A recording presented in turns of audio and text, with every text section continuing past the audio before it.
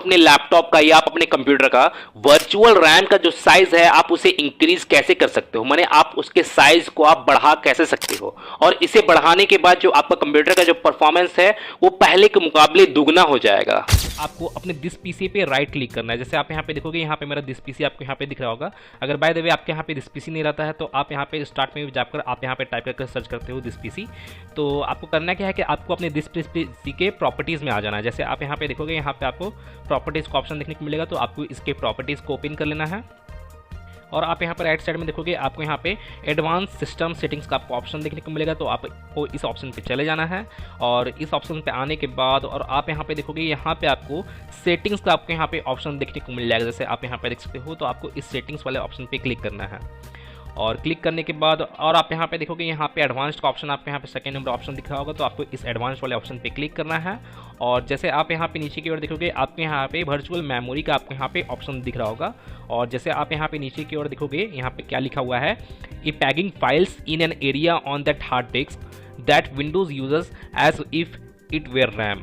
माने आप अपने हार्ड ड्राइव का, माने आपके यहाँ जो हार्ड डिस्क है, आपके कंप्यूटर या आपके लैपटॉप में जो हार्ड डिस्क लगा हुआ है और जिन लोगों का SSD लगा हुआ है, तो उस SSD का या उस हार्ड ड्राइव का कुछ एरिया एज ए रैम यहाँ पे यूज़ होगा। और जैसे आप यहाँ पे देख सकते हो, यहाँ पे मेरा डिफ़ॉल्ट यहाँ पे साइज़ है, जैसे आप यहाँ पे देख सकते हो अप्रॉक्स 1 GB के आसपास का है। जैसे आप यहाँ पे देख सकते हो 1 GB है यहाँ पे MB के फॉर्म में, जैसे आप यहाँ पे देख सकते हो।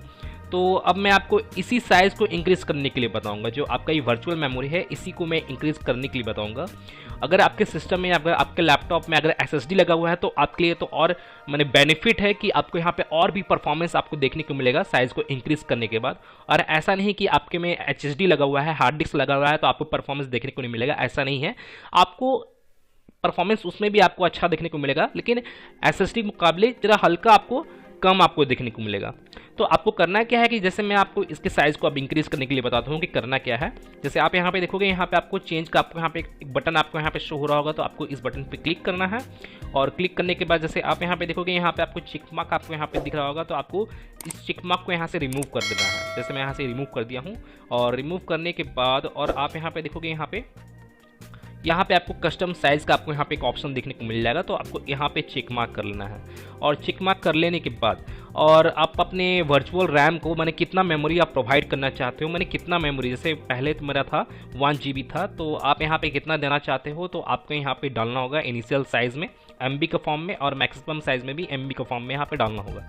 जैसे मैं यहाँ पे अपने हार्ड ड्राइव का मैं 8 GB जो है, 8 GB जो एरिया है, मैं यहाँ पे एज ए रैम यहाँ पे यूज़ करना चाहते हो। आप चाहे तो 4 GB भी आप यूज़ कर सकते हो, आप चाहे तो 2 GB भी यूज़ कर सकते हो, या आप चाहे तो 16 GB भी यूज़ कर सकते हो, वो आप पे डिपेंड करता है। लेकिन मैं यहाँ पे 8 GB यहाँ पे यूज़ करना चाहता हूँ। तो आपको करना क्या है कि आपको अपने कैलकुलेटर को ओपन कर लेना है। जैसे मैं यहाँ पे कैलकुलेटर को ओपन कर लेता हूँ।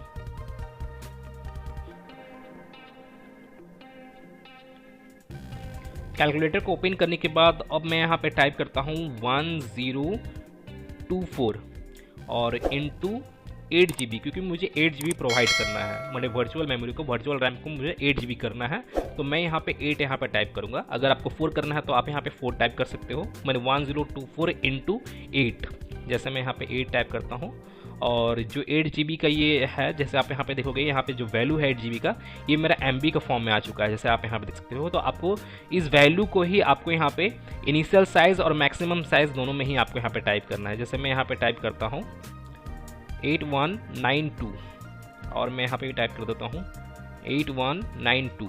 जैसे आप यहाँ पे देखोगे, यहाँ पे मैं वैल्यू दे दिया हूँ।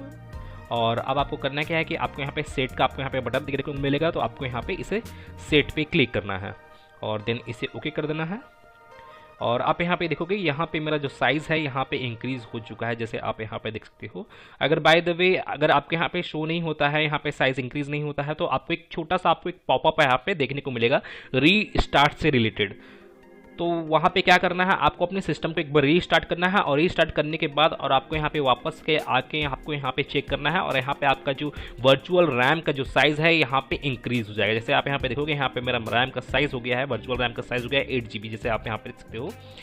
अब आपको करना क्या है कि अब आपको इसे ओके कर देना है, और इसे भी ओके कर देना है, और इसे क्लोज। और यहाँ पे मेरा जो वर्चुअल रैम है उसका साइज़ यहाँ पे मेरा इंक्रीज़ हो चुका है। तो गाइज मैं फिर मिलता हूँ नेक्स्ट वीडियो में, टिल देन एंड बाय। और एक बात और, सब्सक्राइब बटन पे 2-3 फैट लगा दीजिएगा जिससे सब्सक्राइब हो जाए और घंटी वंटी गिर जाए।